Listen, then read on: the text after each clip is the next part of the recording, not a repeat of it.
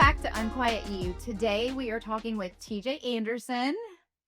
Hello. I have known TJ for over 20 years.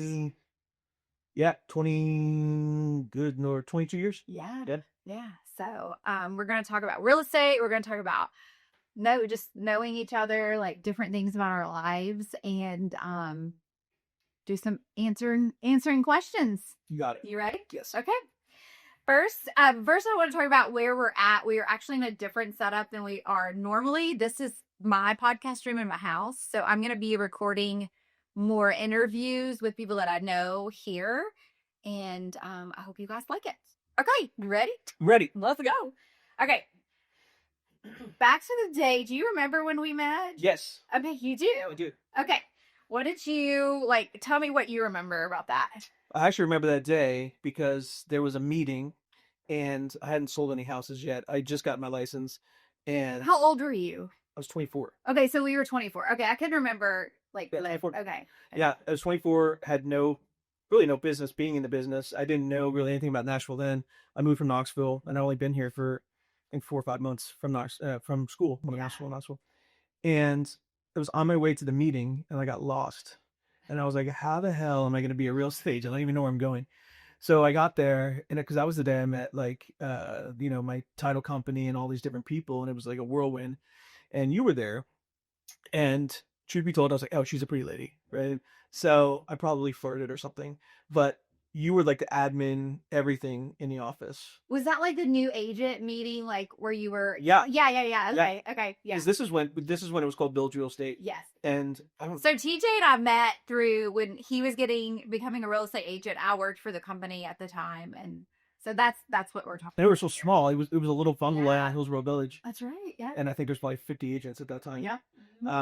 So I didn't know what I was doing, and you were like the Miss Everything of the office. You ran the meetings, you set up everything. You were everybody's right hand person. Like, I think you knew more than anybody in the office. So I would always find reasons to like come up and say hi to you because you had like that office in the perch. Upstairs. Yeah. Yeah. And I would find reasons to come up there, and then eventually that turned into talking a lot about business, and our business is all about referrals and getting the phone call. Yeah. And you were so sweet. Like, I would get phone calls or you call me and be like, hey, I got somebody, you want to call him? I was like, yes. So you helped me big time when I started. You didn't have to do that. So you were just a really good friend. Yeah. And that really helped me, gain some confidence. And I think one of the very first things I remember about you, and I tell people, actually I tell new agents this all the time when I talk to people getting in the business or whatever, and I'm like, TJ Anderson, when you first started, you were so hungry. You were like, I don't know if you remember, we were outside after a meeting, after like a team meeting or whatever. And you were like, I'm walking up and down Belmont Boulevard talking to people. Like, you wanted a listing on Belmont Boulevard. Like, you were like, I'm selling $1 million home. And I'm like, he did it. Like, he just went up and like I think that day you had like, there was a guy gardening or something. And you were just like, hey, you thinking about selling your house? Yeah. I was like, he just did it. Like, he didn't come in with real estate background. Like, you just nailed it. Like, you're like, I'm going to go after this no matter what. I'm glad you think I nailed it, because I think back at that time. I mean, this is before Google. This is before maps. I mean, I remember I would print out all my MapQuest stuff. Yeah. And bring it in the car with me. And again, I didn't really know where I was going. So every day I would just drive around and basically get lost. Yeah. And I remember I carried a big camera with me, and I would look for sale by owner signs. And I would go just sit outside. I had a pad with nothing on it. And I would just wait for somebody to come out and be like, hey, what are you doing? And then I would start a conversation with them.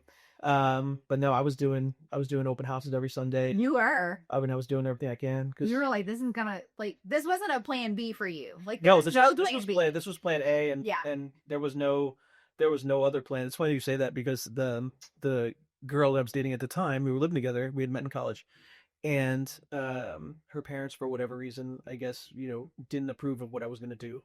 So I remember her mother going, oh my gosh, I remember that. when I told them I was going to do real estate, they go, what are you going to do after that? And I remember that to this day. I was like, at that time I was only 24, right? So I didn't really know what meant, but I was like, no, this is what I want to do. And she just assumed that everybody that gets in the real estate industry fails at some point or the other, doing something else. I remember that conversation. on my perch in the office. Remember, I had that little balcony right there, and we would like go out there and sit sometimes and talk. Yep. And I remember you talking about her family and how they doubted your abilities, and which could have been more reason that you. I got a funny side story to that actually. And it's gonna sound material, but it's not. We had broke up about a year after I started the business, and her parents came to move her out. And I had a fairly decent first year, and I started with a like an okay car, and then I went and I just bought myself a new car. It was an Acura, and I was so proud. I was so proud of it. And I lived in East Nashville at the time, and I was parked in front of the house. So her parents came and I answered the door, and I go, "Hey, can you tell your neighbor to move their car? We have to move the truck up." I said, "Oh no, that's my car." And I went, let's take it. And I felt like, yes. It was like, oh, that's so good. That's one of those like, Yeah. Yeah. Little feather in the cap, but yeah, love that. Okay, so I like going back to when we first met. What were your thoughts of me? Because I was very opinionated. Like I feel like we saw so many new agents come through the door, and there was a group of us. I won't tell who else was in the group, but we would always talk about new agents. Like as you guys would go through the process, we'd give you a month or two, and then we'd be like, okay, I will say there are a couple that are still in the business. I am shocked.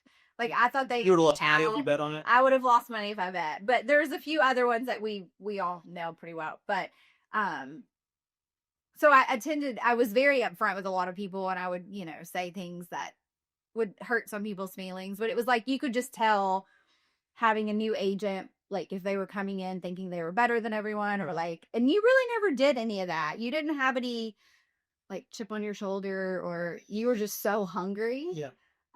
But what did you think of my personality? I think, we'll probably talk about the industry later, but I think in 2004, it was still kind of an older person's game, especially in this city. Because this city's always been boutique firms, right? And at that time, Village was a very boutique firm. But, the being 24 and getting into the business wasn't really something that was happening a lot, right? Yeah. I mean, there was a small contingent of us, Zach and Scott. Those are the guys I remember the most because we had that little office in Green Hills. Oh, yeah. But it was all older people. And I think that was kind of fairly intimidating when I started because I didn't know the ins and outs of the business. So I was like, oh, they're more experienced, this and that. And it really wasn't the case, right? Because a lot of them had done other industries before. And this was, you mentioned backup plans, was either a backup plan or this is what they were doing then. Mm-hmm. And there wasn't a lot of 24-year-olds getting into the business. As a career. Yeah. None of my friends had any money. Yeah. So, but I was like, this is what I'm going to do. Yeah. But yeah, there was older folks. There wasn't a whole lot of people my age. There really wasn't. Now I feel like old man because everybody's doing TikTok and these things, and and you sometimes feel way behind the 8 ball, but then you realize, no, I'm way ahead of it. Yes, yeah, it's such a different world. Like they're starting in a whole different. Yeah, and that's not something. I mean, we're fairly techie at my you are, yeah. But compared to some of these others, like no. Yeah. We're not that. Yeah, but that's okay. Yeah. What is one thing that you've learned from our time together that sticks with you today? I think the biggest lesson that I learned was everybody is important, right? So, you weren't an agent, right? But you were the most helpful at the company to me. So I think taking that into my business, right? Everybody is important, especially in a buyer transaction or seller transaction, right? Like you have to involve everybody that has some sort of capacity in the transaction. So, whether it's, meeting somebody and you're meeting their assistant, right? Or their manager, you have to have everybody included. Everybody has to be important for you to get the full picture of who you're helping. Yeah. And, and that extends to, all the business people that I, so I meet front desk people, whoever, and I'm always, saying them by name, and becoming, friendly with them because everybody plays a part in your success. Yeah, for sure. And if you can't be narrow focused, and you took the time, you didn't have to, to help me. Yeah. And you just said, it's an agency. You're like, I don't know. Yeah. So I feel very, flattered that, I was able to have somebody to help me like that. Yeah. I love helping. I mean, I love, like, especially knowing how bad you wanted it and you didn't come in thinking, like, give me somebody's got to give me an open house just because I'm a new agent. You were like, no, I'll do it. I'll do it. I'll do whatever. Like, I remember my first. I remember my first open house like it was yesterday uh, because we had just done the classes for the bias. oh yeah, Right? yeah, yeah. So the first guy that walked in, he was super country, and he goes, man, that many of them Iraqis in this neighborhood, and I was like, Oh, I don't know. I said I had like all my alerts up, right? I was like, I don't know, sir. That's not something I can speak about. Blah blah blah. And I was like, oh, that's like the first question I ever got out of open house. And I don't know if that'll make the podcast or not, but that was I remember being like, oh God, yeah. oh God, you have to answer every question possible. Yeah. Yeah. Yeah. I know. But I always say like things like that, especially if you have like your first transaction that's kind of rough or whatever, you have like people like that who have these spots or whatever that you're like, I don't want to deal with that. But like it just helps you in the business because it's gonna happen, right? Like you're gonna have a crappy seller, you're gonna have a crappy buyer, you're gonna have like people with attitudes. It's just really good to get that stuff under your belt because then it just makes it easier. Oh, everything's a learning experience. Yeah. For sure. Yeah. Well, you have built a really great business. I think you have a very incredible. I tell people all the time about your success. But did you always know that this was going to be where you were going to end up? Like, was this your path, or did you? I think looking back at it, it was my path. Okay. So I was born and raised in North Jersey. My dad was in sales. My mom owned numerous boutiques, candy shops, and I would hear my dad on the phone all day long. We joked that he was Al Bundy. He was a shoe salesman, but he had a footwear company. He was selling to big box stores like the Kmart's and J.C. Penney's of the world. And I would just hear him on the phone, and he traveled a lot. Yeah.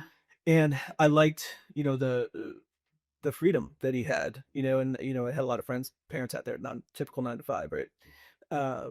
But as a kid, they were flipping houses before flipping houses was a thing. So they had a title attorney friend, a state friend, and somebody would pass away and have their house.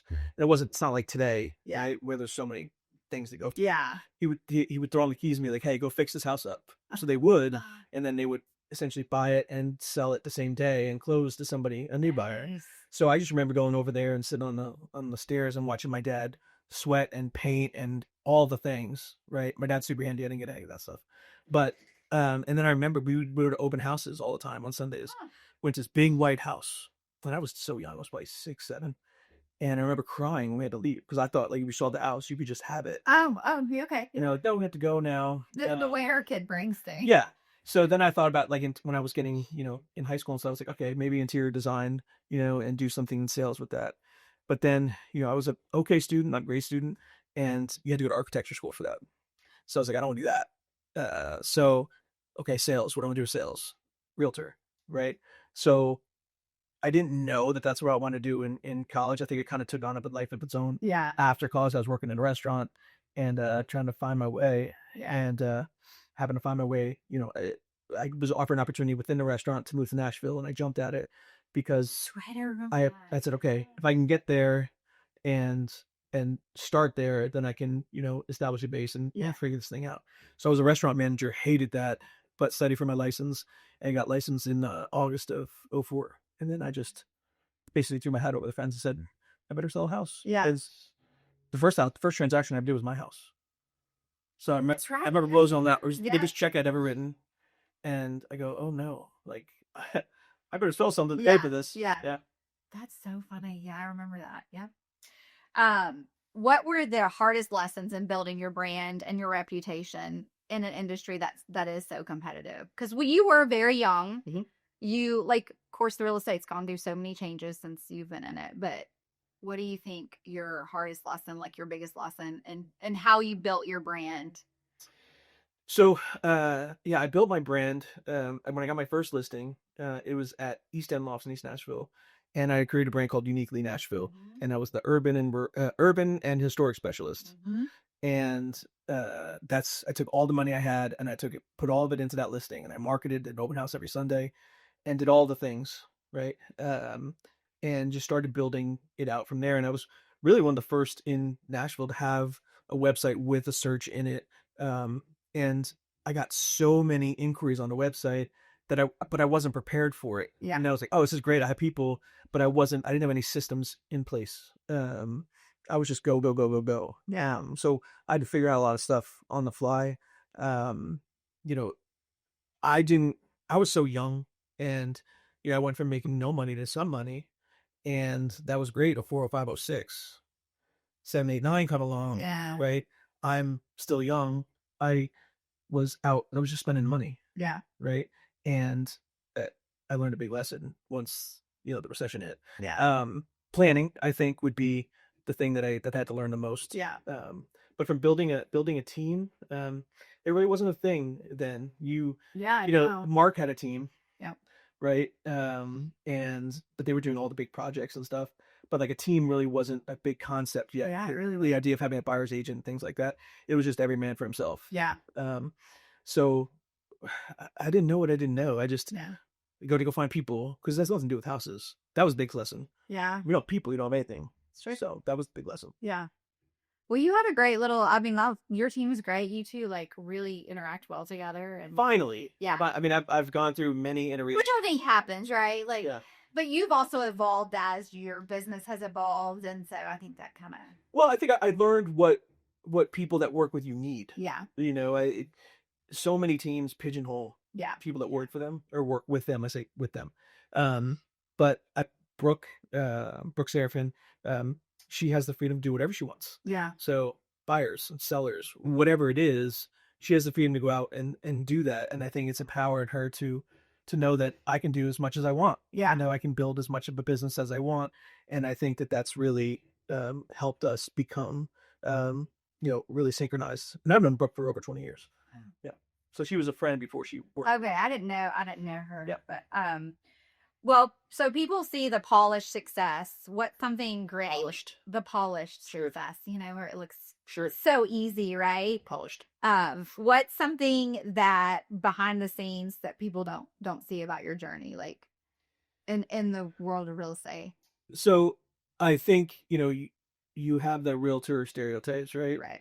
They don't do anything. They make too much money. You have so much freedom, all these things. Yeah. Right. It is a hard business. As agents, we choose, to have this roller coaster of income, right? No matter how busy you are, Yeah. you're going to have a roller coaster. We have no benefits, right? We don't have insurance. We don't have retirement plans, right? Yeah. We don't have the comfort or the confidence to know that we have X amount of dollars coming in every month. Right. Right. So, the benefits of that is it's as much as you want to do. Right. Right. But the drawbacks of that is the fear. Yeah. When something like a recession or something like that hits. I would say that the behind the scenes, I like to say that I'm, when the SHIT hits the fan. You can guys. Yeah. When the shit hits the fan. So I'm the fan. Yeah. Right. So my clients, half the stuff that I do, they don't know about. Right. It's calming, the other party down. It's talking the other agent off a ledge. It's telling the other people no, and not having to ask your clients because you know what their answer is going to be and you don't want to upset them or, give them any undue or, unneeded aggravation. Yeah. So I think that's what people don't realize is that there's so many things going on behind the scenes that we're taking care of to get these things to the finish line. Right. That, we don't need to express to our clients. It's just what we do. It's just what you. So, the money and things like that, sometimes it's good, sometimes it's bad, but, we do a lot. And, if you could have a camera on you doing all the things, taking a phone call at 10 o'clock at night. Yeah. The doctors and dentists, they don't want to take phone calls at 10 o'clock at night. Yeah. The stress going on vacation, it's impossible. Yeah. The old adage is go on vacation, you get busy. I was going to say, yeah. Yeah. Yeah. And it's true, but it's, your family has to have a thick skin too. Yeah. Your friends and family, because, since your business does rely on sales, if there's something that has to get done at the sacrifice or detriment of something else, well, that's going to happen. Yeah. So until you get leverage, yeah. And once you get leverage, then I think, you can ease up a little bit, but yeah. Until then, it's very difficult. Yeah. I always laugh because people are like, oh, real estate agents make so much money. And I remember there was actually someone who worked in title who was like, man, I just see all these agents checks and, it's just crazy. Like I should be making this money. So they got their license and joined a team, and they joined a team where the agent was selling $1 million homes all the time. And, oh, he's making all this money. Well, then they were getting like the $100,000 leads and the trailers and the, all the different types of houses Yeah. that weren't $1 million homes. And they were like, what the heck? Like, how'd you do all this work? And I'm like, yeah, I think you forget that number on a check comes with more hours than you would want to work, like that people just don't understand that. Well, the trailers take as much effort as Oh, the for sure. railroads. Yeah. And it's not what it is. But I think that's also the difference of like the people that get in the business being like, oh, I should only sell $1 million homes, and I'm like, oh my God, I've sold some awful stuff. yeah, yeah, Stuff I wouldn't even walk into. yeah. But that's Part of it. yeah. But I mean, but the check is. I mean, that's just the beginning, right? You've got taxes off the top, right? I've got my expenses, All your expenses. my closing coordinator, my social media. Yeah. I have to put stuff into retirement, Yeah. and my insurance costs are through the roof. Yeah. Now that I'm in my 40s and self-employed, Yeah. so all of those things, right? It gets chopped at and chopped at and chopped at, and it's like anything else, but you have to learn how to handle it and ride that roller coaster. But it's behind the scenes is people would be very, very surprised at how the sausage is made in this business. Yeah. For sure. Yeah. I also think it's why there's such a huge number of people that get their license. I know we used to call it like the it's just the ebbs and flows, but like, when the market was really great and everyone got their license, and then all of a sudden it wasn't so great and these people are like starving, and you're like, yeah, you were never going to survive. Like, you got your license because your mom wanted to sell her house and you just thought everyone would use you, but people really don't. But that used to be one of the biggest things where people would come in new, and they'd make a little money, and then all of a sudden tax season came and they were like, well, what the heck? I don't have any money. I'm like, you didn't put tax money away. Like, I told you, like, when they come into the office, after they were recruited, it was like, open an account and just put your money for your taxes. Every closing, you put it in the account. So, because you see that all the time at agents, that they just don't pay their taxes because they don't have the cash at that point. Absolutely. But, okay. What would the version of you from 20 years ago be most proud of in your career today? Probably that I held true to. I have a mantra that I had from the beginning, and it was, if I ever feel like I'm selling something, I'll leave the business. I love that. So, Yeah. so this business is not about selling anything. Yeah. Right? Like, if I'm tasked with listing a property, yes, I have to market the property and I have to sell it to other agents and sell the benefits of the house and try to get an offer on the table. Well, that's very different than this is the house. You got to buy this house. Buy this house today, right? I never wanted to be the sales guy. Yeah. Right. So, and I think that's why, my referral business is so strong. And, I've grown with my clients that bought the $150,000 house and they just bought a $2 million house. Yeah. Right. They grew with me. But I never sold anything. I probably unsold more houses than I've ever sold. Meaning, people would be like, what do you think? Like, yeah, this house is a POS, or this house is too expensive, or the numbers don't work, or, this isn't the best area for whatever it is. Yeah. I want to be a consultant and I want to help you get to the finish line to protect you. Yeah. Right. But I don't want to sell you anything. Yeah. And I would never want that, because I never want to wake up in the middle of the night and go, oh, they didn't really need, that's not the right thing for them. I want them to be so happy, whether they're buying or selling, I want them to feel like they got value, right? And they felt like I was there taking care of them. Yeah. I think you're a big relationship person. And I think that's a huge difference. And, sometimes it's like the used car salesman. It's nothing against used car salesmen, but that like slimy vibe kind of, that people. They're still out there. Yeah, they're still out there. Like, you see them with agents. I see the marketing still to this day with some of them. And I'm like, great. Everything I touch turns to soul. Everything, yeah. I can sell your house immediately. Ugh, whatever. But I feel like, though, along the way, like, even over the years, every person that you have relationships with, friendship, like, it's like meaningful. I remember on my 25th birthday, I'm not going to say I'm a picky eater, but I used to say I was a picky eater. Now I'm just a choosy eater. I choose what I don't want. But on my 25th birthday, I remember I was like, this is the year I'm going to try new foods. And so we had it was Mandy, I don't remember, David Lee, all of us went out to somewhere in Hillsborough Village. I think now it's like a hookah bar or something. I don't even know. But I'm like, I'm going to be bold and brave and I'm going to try a tuna steak. And I forgot what you ordered, but you ordered like regular food meat. And so our food came and I took, like, it looked so disgusting to me. It was like raw. And I was like, what? And I took one bite and I just couldn't even swallow it. And I'm like, I can't eat this. And and so you traded food with me. If you're like, I'll take this tuna steak. And I was like, you're so nice. I mean, yeah, I like my food, right? But I mean, yeah, I'm sure I did that. I don't Yeah. remember that, Yeah. but if you do, yeah. I remember it because the beginning we had, I don't remember, before we sat down or something, we had been at the bar and I ordered calamari because I was like, okay, fine, I'll try it. And it was rubbery and it was nasty. And I was like, how in the hell do people eat? I'm like, we're done. So then at dinner, I was like, okay, I'm going to try one more time. So I ordered the tuna steak and I was just like, I'm going to starve. And then that's when you traded plates with me. I'm like, oh, thank God. It was so nice. Like, but I think that was the end. I didn't try any other new foods that year. I was like, I'm done. Like, that was just kind of the end for me. But You tried. I tried it and I still don't eat that stuff now. But you are very much a relationship person. And I think it also goes to show, like, I think sometimes when you're not a relationship person and you are all about the dollar, you may have immediate success, but you don't sustain it long term. And I remember always thinking, like, you just knew when people were going to be very short term in a business, they only looked at dollar signs versus relationship building. Well, you and I both. I mean, we're not gonna say the agents' names, but I mean, I could name five when I started that were what we would consider heavy hitters. They were all over the place. Yeah. Right. And they're not in the business Yeah. anymore. Right. Because success, every successive transaction they did, their reputation got worse and worse and worse.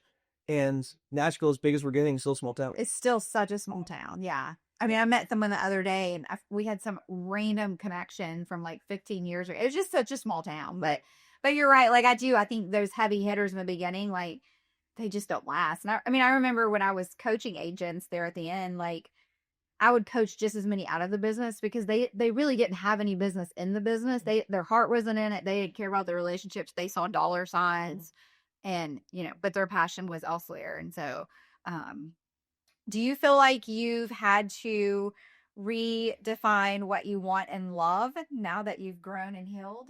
Oh gosh, we're going right for Switching that. gears. I told you it was all over. Well, We're talking about all the things. all right. So do you want to give a little backstory to that question? You can, yeah. Okay. So I got divorced in May of 23, so a little over 2 years ago. Yeah.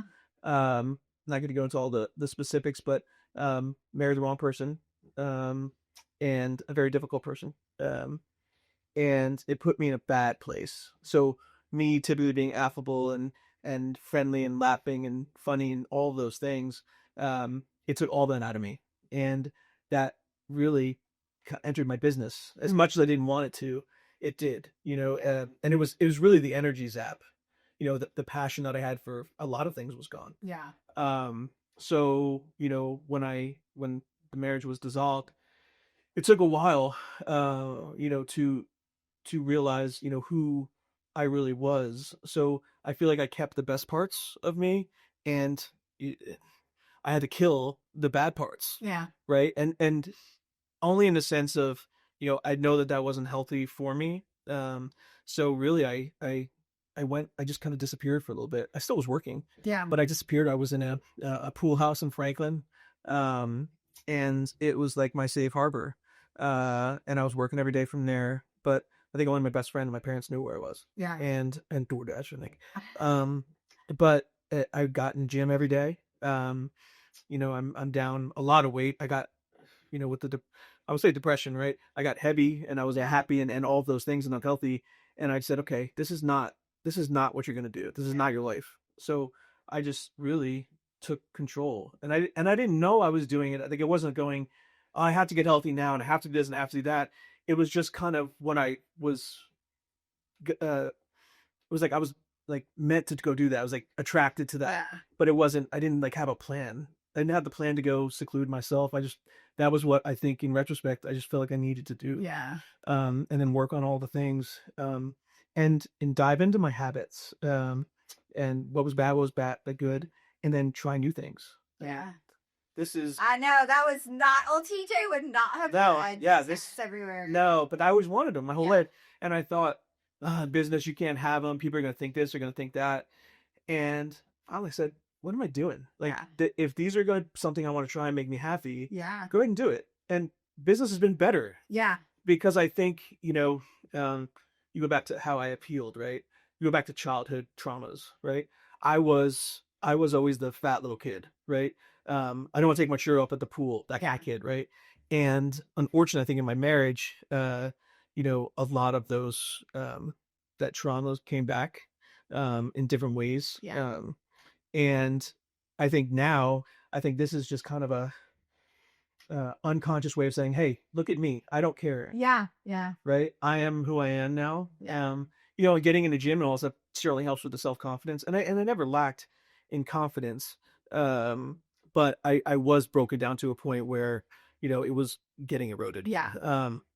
And I could put on a brave face, but I just said, I'm not going to be the chubby kid at the pool. Yeah. I'm going to be the man that you want to be. that I want to be. Yeah. And then I know I am. Yeah. I think too, there's a difference in confidence and self-confidence. And I think part of like what you've learned since your divorce is to regain your self-confidence. Mm-hmm. And that's what's transformed the love that you have for yourself, which has increased your business in a whole new way. Yeah. I love being with myself. Yeah. And that may sound odd, but no, it's not at all. To find other love in my life, whether it's a person or something or a hobby or whatever it might be, like I love being with myself. Yeah. If I'm just at home playing guitar, which I took up as well. Yeah. And just, me and my dog and I'm just enjoying the comforts of what I've created in my life.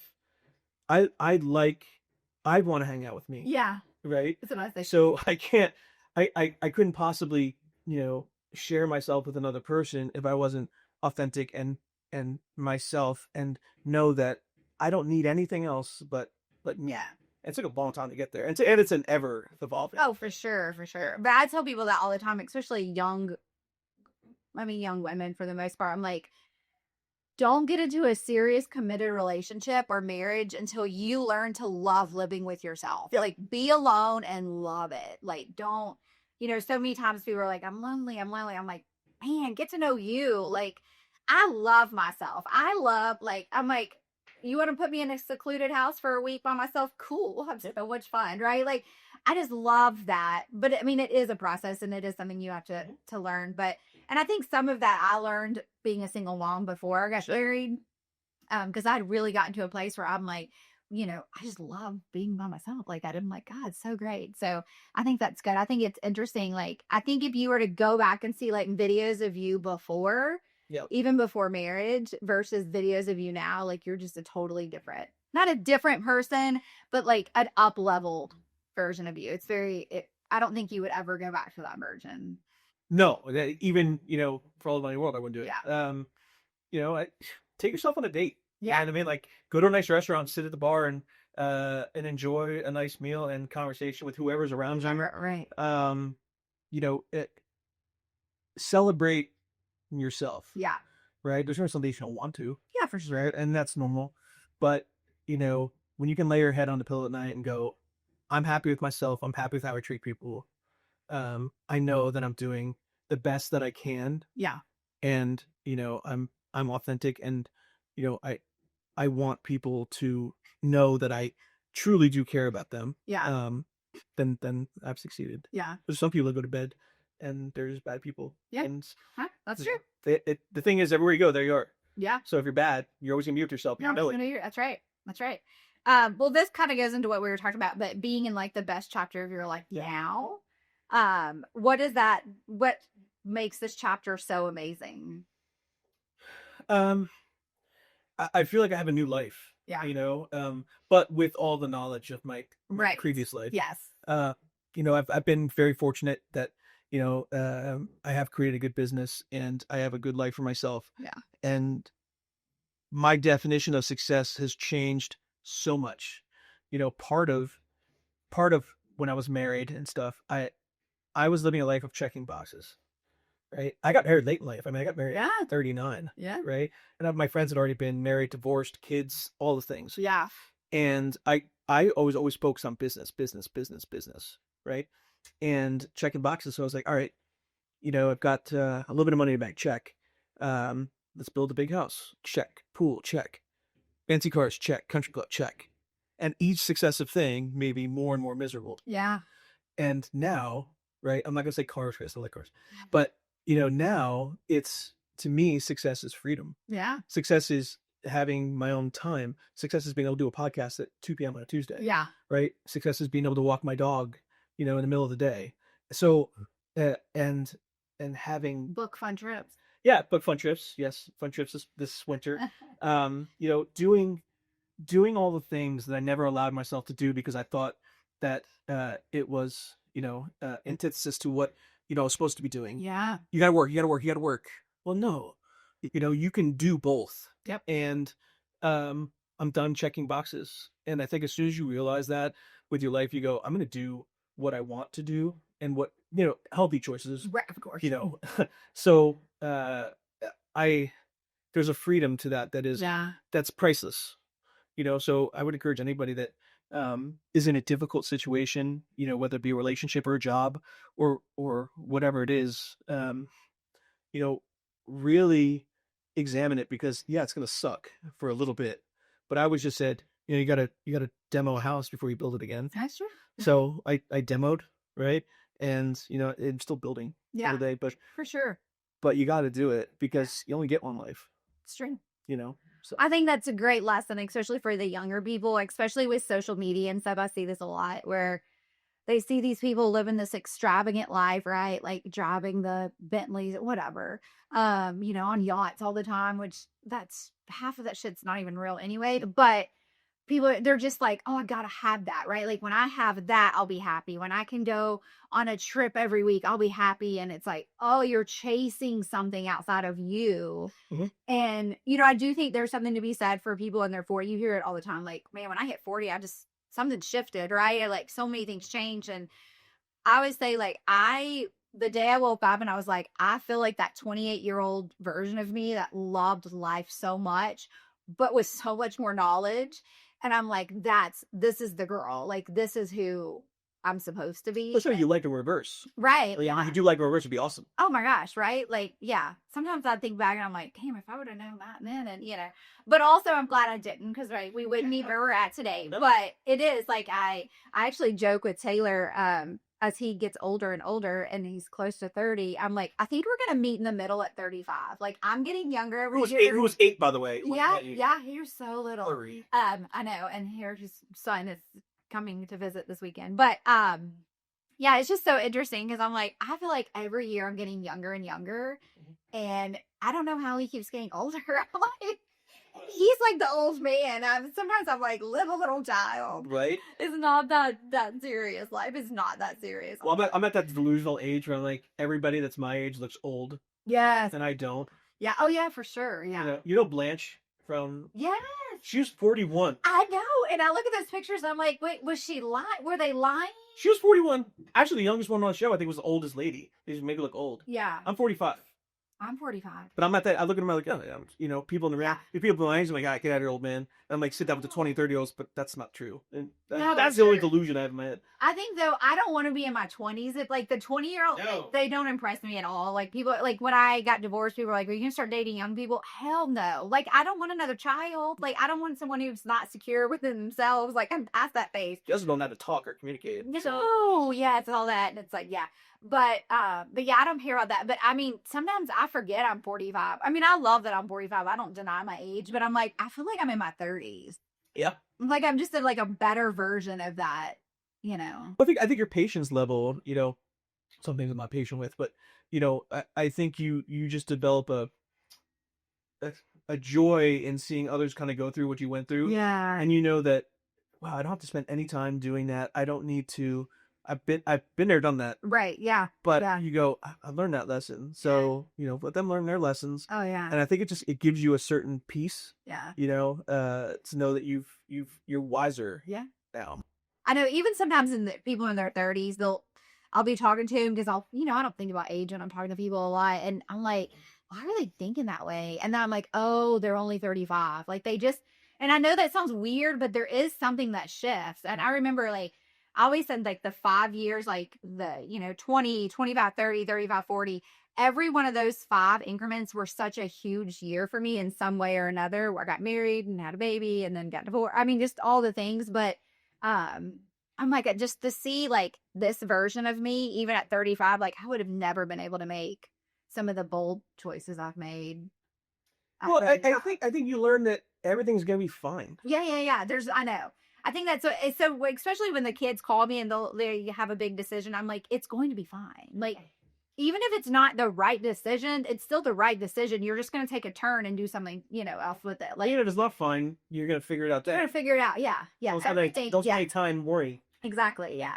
So what would say, that's the next question actually, is about being in our 40s. What's something you would let go, like you let go of in your 40s that you carried in your 20s and 30s? Um, what's the word I'm looking for? Worrying about what anybody thinks. Yeah. Same. Yeah. It's because nobody thinks anything about you. Everybody is I think it's human nature. Yes. Everybody's self-absorbed to a point. Right. I think the younger generation a little bit more. That makes you sound old, but nobody gives a shit. Yeah. What you're doing, right? How you're doing it. Be yourself, because all that wasted time, right? Trying to put on airs and trying to be somebody that you're not, for people that don't give a shit anyway. Yeah. Get it. Yeah. That's wasted time. Yeah, I agree. I think that's probably the biggest thing, is like, I just had to let go of other people's opinions. And, but I would say for me too, it's like the boldness. Like, I think I've always had a little bit of boldness in me, but I think it wasn't until really recently where I'm like, fuck, I don't care, like whatever. But you were tough back then, even. Yeah. Like you were pretty no bullshit. I mean, if you didn't like somebody, they knew it. Yeah, for sure. Like, I mean, I'm a little nicer now about that. Yeah. Yeah, for sure. Yeah. But I think that too was like a very like, it was a cover up, right? Like, I was very insecure in so many arenas, but I was also very young. I was a young teen mom, essentially, like coming into this world of like all these old people who thought they were better than everyone. And so I had to put on a really big front, and I'm like, I presented myself a certain way. Like, I showed up a certain way, because I'm like, well, they're not going to see cracks in me. Yeah. So I think that was a big lesson for me, was that not having to be that version of myself. And like, I'll walk into a room and I don't care who's in it. It could be, some bigwig or the whoever, like somebody just starting out. Like, I'm going to treat everyone the same. I've always said my favorite job, and I think the job I learned the most out of, was being a receptionist. Like, if someone was like, what job do you want to do the rest of your life? It doesn't matter the money. I'd be like, I'm going to be a receptionist. Mm-hmm. I love it. I thought it was so fun. I'd be a car salesman too, actually, by the way. But if I didn't do this, I would sell cars. Yeah, for sure. We both love cars. Like, yeah. But I loved it, because I'm like, you see every level, you get to know every person. And honestly, you're kind of the keeper of everything. You get to know everything before anyone else does. Yeah. I mean, I knew all the scoop before anyone else did. Well, it was always go see Amy. Yeah. Go see Amy.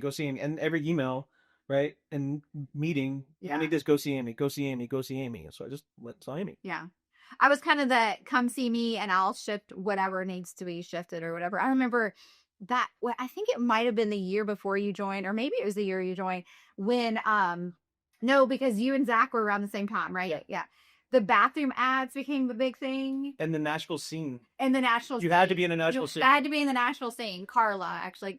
Carla at the Nashville scene is actually who got me into Village. Yep. I was with the other company, and she called me one day and she was like, you got to get out. Yeah. I'm putting you in contact with this person. And that's how it happened. But, the bathrooms thing. And so Zach was really big on it. He started doing and he was always coming up with really clever ones, but we had to approve everything Mark and I did. And I remember some of the things coming through, and I'm like, oh, this is so inappropriate. Like, there are certain agents, very older gentlemen. I actually think he's still in the business. Mm-hmm. So inappropriate. Like, ads, he wanted to go in women's bathrooms. And we're like, so, and they're like, well, go talk to Amy about it. And I'm like, what? Don't tell him to talk to me. Like, but so I was always having to be the bag nurse. And I was like, that ad's not going to cut it, buddy. I did a lot of the bathroom advertising. Yeah. Mm-hmm. Yeah. And then I remember when it went from the paper to the digital. Yep. Yeah. Ainsley actually came home from tennis today, because they have the paper ones in the bathroom at the parks and stuff. And she was like, oh, so-and-so has an ad, and I'm like, I guess it's coming back. Yeah. We've kind of already talked about this, but do you feel like you're more of who you like always have been? Like you're more yourself now than like did you feel like in college you were who you really wanted to be, or College, I didn't know my ass from my elbow. I yeah. mean, I didn't, I went from all boys Catholic school in New Jersey. I was a big athlete, and I went to University of Tennessee, Yeah. and I remember all the priests and stuff I went to at my school. Like, what are you doing? Where are you going to school? They thought I was going to like Hicktown, right? So, I mean, but going to Tennessee changed the whole direction of my life. Yeah. Tennessee is my life now. I met my best friends, right? My sister lives here now.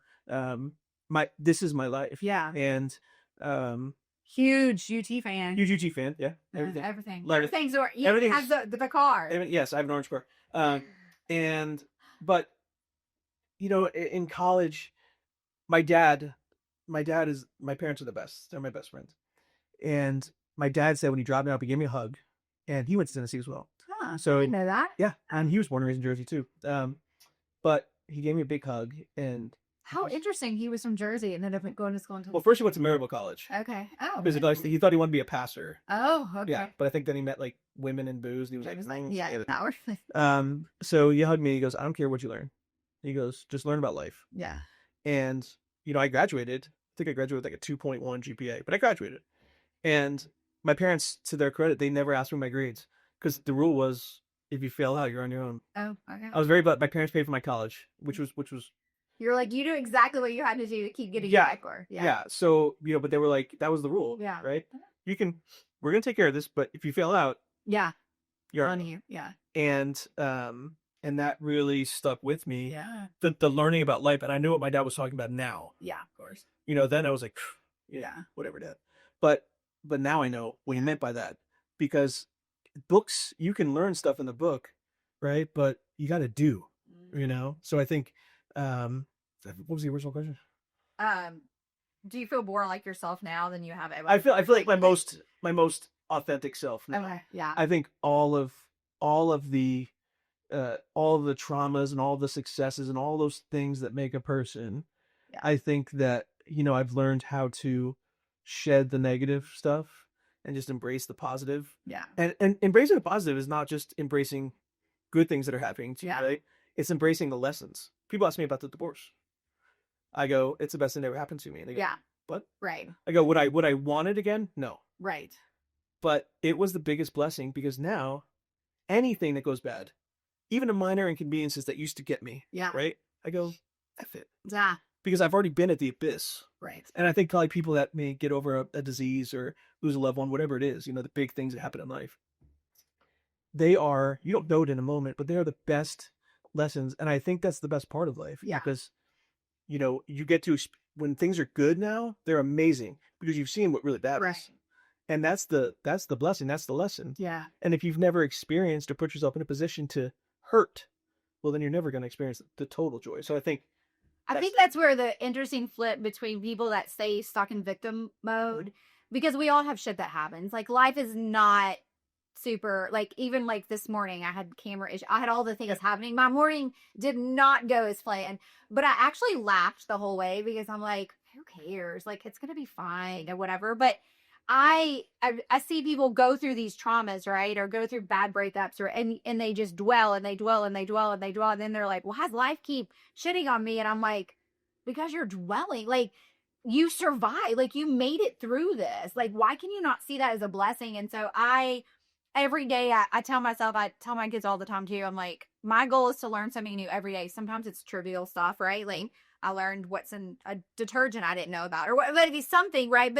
Or sometimes it's like about life or whatever. But I'm like, every day I'm learning a new lesson, and I don't ever want to stop that. Like, I remember someone in my marriage, one time we were having a conversation, and she said in this conversation, she said, I said something about, I love reading nonfiction, like business books. I love learning all that stuff. And she was like, I'm done learning. I've learned enough in my life. And I'm like, what a small mind. Yeah. Like, how sad for you, right? Like, I don't ever want to not stop learning stuff. Like, I want to learn stuff every day. Cause I just think it's like that's what we're here to do with. Like, yeah, mine was a little Eat, Pray, Love, but I was taking guitar lessons at the Williamson County Y, and I was by far the oldest person in there. and You're it was the 8-year-old I don't know what I struggling. yeah I don't know what I was doing. Right, the kids would come up to me like, can you help me, sir? I'm like, no, Yeah. you're better at this than I am. What's that movie with Adam Sandler where he has to go back through school? Billy Madison. Billy That's Madison. who I was. Yes, yeah. But I'm trying new things. Yeah, and some of it doesn't work. Yeah, right? for sure. But the stuff that intimidated me before, I'm not intimidated by, because everybody's bad at stuff when they start. Everyone. That's what I wish people understood so many times. Like, and then sometimes you're gonna start things, and even if you're not bad at it, you could hate it and be like, you know what, this is not my jam. I'm gonna move on. It's like skydiving. I did it. Whatever. I'll never do it again. It's hard pass on me, but yeah. I mean, it was fun or what. I think I blacked out in the very beginning, right as soon as we jumped, but. Also, I've done it. I'm never going to do it again. It's my thing. It's not my thing. I know other people that jump every weekend or whatever. Not for me.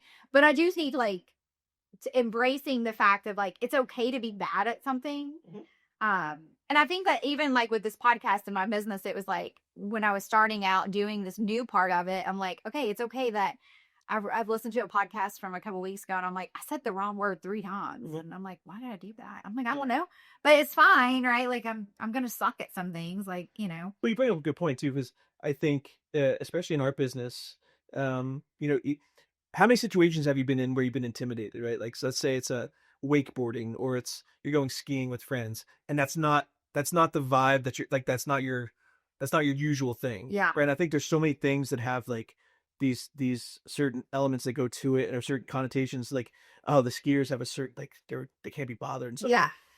I've learned that people that are good at stuff, they love to show you how to do things. Yes.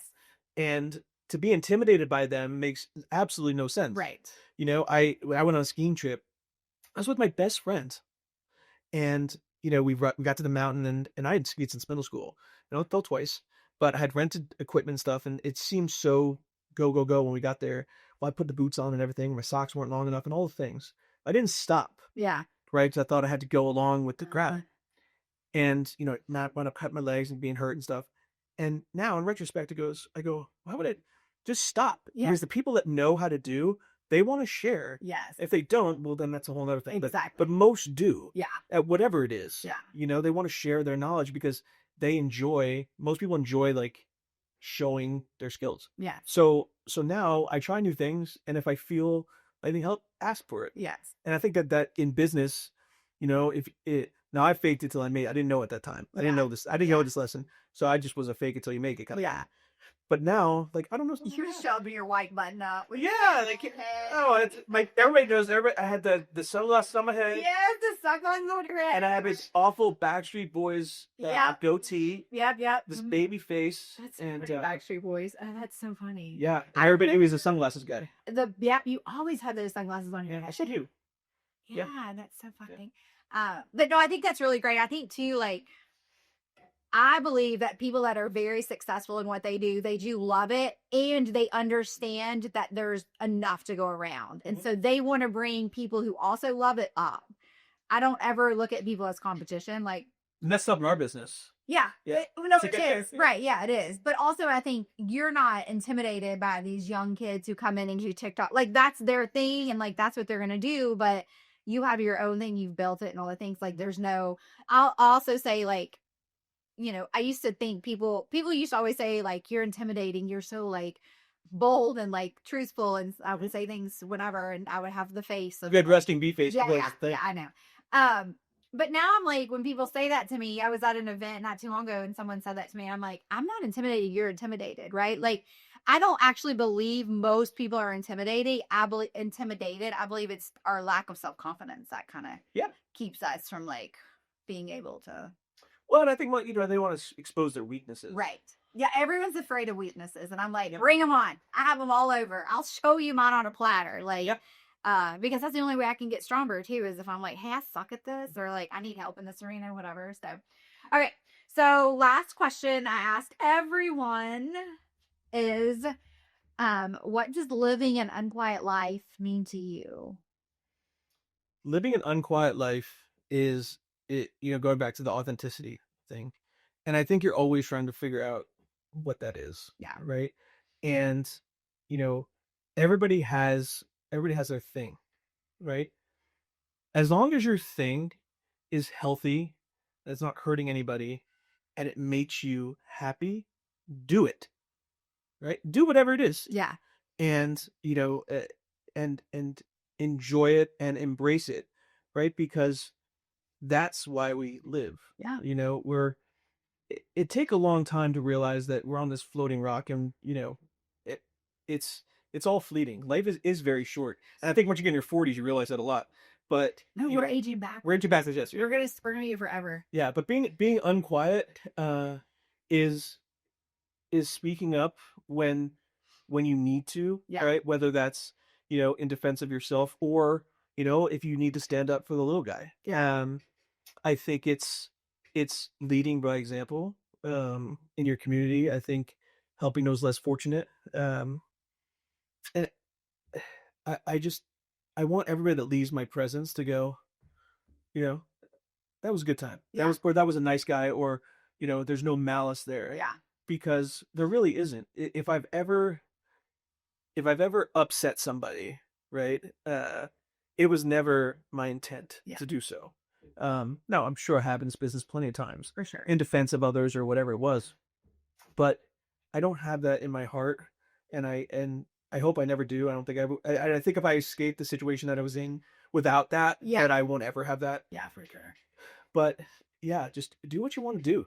Again, as long as it's a healthy option, and it puts a smile on your face, and you can rest your head at night and go, I had a great day today. Yes. And I'm happy with myself, and I get to do it again tomorrow. And I think that is the best thing. That's one of the biggest things is like, man, when I lay my head down at night, knowing that I have a clear conscience, I've really enjoyed my day, and I get to do it again tomorrow how I want to do it, is like, to me, that's the most amazing thing. And of course, I have an Oura ring. I swear by my Oura ring. I have my Oura rings. It was funny as I had it on, and I took it off. Oh, that's horrible. Yeah, I had it in the car, and I took it off before I had it in here. I was like, I shouldn't wear that on camera, right? Oh, no, I know. People say that to me all the time. It looks like a wedding ring, though. It does. I mean, I know it goes on a reporter finger. Yes. But I mean, for a man, it looks like a wedding ring. Yeah. No, yeah. I mean, I know a lot of men who wear as their bands, wedding band or whatever now, but I love my Oura ring. But to see the numbers since I've stepped into this version of me is unbelievable. Yep. Like, I'm getting 2.5 hours a night of deep sleep. Like, I was barely getting 20 minutes of deep sleep before. Like, it's just crazy that, like, when we mentally are in a space of, like, hell yeah, it's just everything flows. Well, I mean, when you talk about that, I mean, I had all kinds of digestive issues. I had my sleep issues, I would break out and sweat. All those things were a condition of my environment. Yeah. And when I escaped that environment, all my numbers got great, and I'm the healthiest I've been my whole adult life now. Yeah. It's a daily process. Yeah, for sure. But once you take control of yourself, then everything gets great. Yeah. Well, most of my clients and the listeners are women, of course. Yeah. But I like the ladies. But I also like that men have the same things. Like, I think sometimes we forget this, and I do coach men too. And I think women forget. They just don't think men have go through the same thing. And I'm like, they do. And it's, sometimes it's even on a deeper level than women. Sometimes I think women are more guarded than men when it comes to really when they want to work through things in life or whatever. But, so I think that's well, we met early on when I was going through everything, and when I was going through it, there was no help for men. Yeah, no. Men are, I think, unfortunately, shut up, and most men go, I'll handle it. Yeah, for sure. Handle it. Well, when you get to a place where you need somebody, there wasn't a lot of places to reach out, or even literature for men to help in the situation that I was in. Yeah.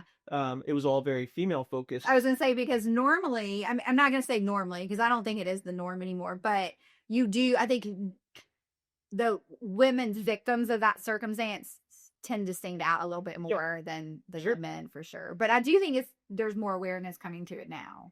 Oh, absolutely. Yeah. And in all fairness, not to like toot my own horn, but because we weren't really in touch during that time or whatever, but you posted a picture the very first time with you two together, and I remember saying to my husband at the time, I was like, she is not the woman for him. And then came the house, and then came and I was like, so I just knew, like, there was just something genuinely different about you that I was like, that's not him. That's Listen, things and moving and all those things do not change the problem. no, for sure. Right. Like, I think Right? that's, Kids always they yeah. they just hide it for a second, Yes. and then it grows. It's like, Yes. That's what I always say. Like, I feel like I always know when people, like, I had a client once and they just kept moving and moving and moving. And I'm like, so interesting. And then they were divorced after, because that's what happened is like, they were like, oh, let's get a new house. And in some ways, I mean, we were kind of like that. We never really stayed in a place, or the very first house I moved into, but then every 2 years we were moving and we would always justify it, right? Like, we wanted something different, we wanted a different area, whatever. And that was true to an extent, but the excitement of it, like, gave us that thing to distract us from really having the conversations and that sort of thing. So yeah, but no, I think you're right. Like, that stuff, having kids, having dogs, let's get another dog, or, let's buy a beach house, and then all of a sudden you're sitting divorced, like, what the hell were we thinking? Like, Right. why do we buy all this shit? well, yeah, okay. One last thing on the unquiet thing, talk. Yeah. Talk. And again, it goes back to the be your authentic self. Like, if I have an issue, right, say it. Yeah. Don't, because you can't, like, I'm in a relationship now and it's wonderful, and the person that I'm with went through a very similar experience that I did, Yeah. and we were always walking on eggshells, and I found myself in the beginning of it, I'm sorry, I should be like, what are you sorry for? Yeah. And it was just yeah. what I knew to do. Yeah. And but it's just talking, because you can't hold somebody else accountable, right? And have them playing a game that they don't know they're playing. Right. Because if you have this expectation and they don't meet it, well, that's not fair. You can't Right. treat them bad if they don't need somebody they don't know. So, if I need something, or if I'm feeling a certain way and and it has nothing to do with them, well, you owe it to them to say, hey, I'm having a funky day. Yeah. This has nothing to do with you. Yeah. Because you don't want them to have to wonder, because that wondering and all that, it just creates a divide. Yeah. And I think just being honest, and I think that's why we work, because we understand each other. Yeah. But for the longest time, we're just waiting for the shoe to drop. We're like, this person's going to become awful. Yeah. And it didn't happen. It hasn't I happened. remember those conversations. Yeah. So, Yeah. But also, I think you also know now, and she probably does too, going through what she's been through, that if it doesn't work out, you're still going to be okay. Okay. It's like, I don't go into a relationship thinking like, oh, if we don't work out, like, I'm like, I know I'll be okay. And I do understand, because you have gone through this process, right? Like, what it's like to have your heart broken. You've repaired, you've healed. Now you're such a healed version of yourself that it wouldn't hurt and it wouldn't still sting and whatever, but like, you would be okay. And you know that going in. I think that's also what helps open up the talking and saying, like, I the guy that I'm seeing now too, I'm very open. Like, sometimes he'll say things and I'll be like, hey, listen, like, that doesn't work for me. Or like, when you said this, here's how, and he'll do the same thing to me. Because you went through a similar thing, right? Yeah, sort of. Our situations were very different, Okay. but yeah, he would do it a little bit before I did, and but he did a lot of healing. Like, he started looking for ways to heal and like seeing the things. And even to this day, we'll have conversations about both of our marriages, and I'll be like, well, did you see her point of view in this? And he's like, I never looked at it like that. Like, and I think it's just like a healing and a learning process, right? Like, I think, because I'm like, before I get into another committed relationship where like we're all in, like, things are going to be different. I'm like, I don't have anything to hide at this point. And if you think I'm not the one, I'm okay with that too. Like, it's not, I'll be okay no matter what. I call it boundaries, right? Yeah, for sure. Yeah. So, I think like I'm teaching him a little bit more about boundaries. I think in the beginning, he's very much like, I just want to make you happy. And I'm like, slow your roll. Like, I don't need you to make me happy. And I'm not here to make you happy. Like, you be happy, I'll be happy. And then we'll get together and have happiness. Like, but he was putting so much stress on himself. Like, always, because I would be like, what do you want to do? Whatever you want to do. And I'm like, I don't want to be that person. But then, so finally I'm like, hey, listen, I need you to take charge. And he's like, but and he viewed it as, you're such a take charge person. Like, I just assumed you wanted to take charge. And I'm like, that's why we're having this conversation. Right. And so now it's very blended. It's like, he'll make some decisions, I'll make some decisions, and I'm okay with that because it's like but I was just like, I'm not gonna keep playing this dance. Like, I'm just gonna be upfront. If it's too much for you, it's okay. I'm too much for you or whatever. But and there, we've had some conversations where he, being from like getting divorced. So I went from single mom of one to, oh, now I have, Married mom with 7. yeah, now I have 7. And then all of a sudden I'm divorced and 2 of the kids don't talk to me anymore. And so I'm like, so when people ask me how many kids you have, like, it's something I didn't expect to happen, but I'm like, what do I say? Like, I mean, it's the hardest thing because I feel like they're all my kids, but also I'm like, the reality is some of them don't want me around, and that's okay. Like, but so like there was a conversation where when he was explaining to his mom, um, he was like, oh, she has 7 kids, and he was like making jokes, and I'm like, hey, that's not funny to me. Like, I'm like, I need you to stop this. And he was like, I'm just kidding. And I'm like, yeah, but you don't understand. Like, that's a hard topic for me because I do have 7 kids, like, and so now I'm like, and I'm like, and it's weird. Like, I never thought when I got divorced, like, how do you explain that to someone else? Like, when you're dating someone else and their family, because that seems like a lot of people, right? You're like, oh, you're dating a girl with a lot of kids. Great. And I'm like, well, so then I'm like, well, it's very complicated, right? And so like that was a moment he was like, he kind of like stopped for a second. He was like, I didn't mean, and he didn't mean it, but also I was like, I knew if I let it stew in my head, I would get really pissed off at him. And so I'm just like, hey, listen, can we stop? Like, whatever. And he did. He was like, okay, we're done. But I just think doing that, like, I'm like, I don't have anything to lose. And he's getting the most authentic version of me. So he'll never be able to wake up one day and be like, well, I didn't see that one coming. I'm like, I'm giving it all to you now. So, You didn't ask this, but the way to stay authentic, and I know we keep using that word, but the couples that get together, and we've all been guilty of this. You go out on dates, right? And let's say you fall in love. You fall in love with that person because they are who they are up to that point in their life, right? Their friends, their hobbies, their activities, their job, whatever it is that they love, made them who they are, and you in turn love that person. I would any age, right? Do not give up who you are because you're in love now and that's your person. No, because that doesn't work. Because the reason you fell is because that person has the life that they have, whether that be their friends or their activity. Again, do not fall into a trap where you make that person your everything. And I don't care if it's your girlfriend or your wife. Oh, no. Because that person that you fell for, they are the way they are for a reason. Yeah. So if either of you don't get to have that reason anymore, then it's not worth it. You have to stay the person that you are. And I think too, it always comes out, right? Like I used to always talk about how we were so opposite, like to the point where we would leave the house and go to the exact same spot and we would never even take the same drive. Like everything we did in life was everything. And I used to say, but it's opposites attracted. So we're great. But then it was like, it worked until it didn't. Mm-hmm. When the kids got older and didn't need us anymore. And it was like his hobbies and my hobbies were so misaligned and we didn't really even want to join the two together. It was like, we had forgotten our purpose as a couple. And I think it was very much, I let go of a lot of me for him. And so that's one thing I've always said too, like after this divorce, I'm like, I will never do that again. Like I will never be okay. And I don't want to say I was settling because it wasn't, we had a great life and all the things, but I was settling internally because I quit standing up for myself. I quit speaking my mind. I quit having an opinion. Like I feel like for years, I'm like, did you have, now he would say the opposite. He would go, you had an opinion about everything. But it really didn't, like my opinions didn't matter. So I shut them down so quickly. And that's where I'm at now. Like there's some things now, the older I get, I don't have as many opinions about that. And I'm like, go do you. Like I always tell people now, like, don't tell me gossip. Like it's not my story. If it's not me, I don't, whatever.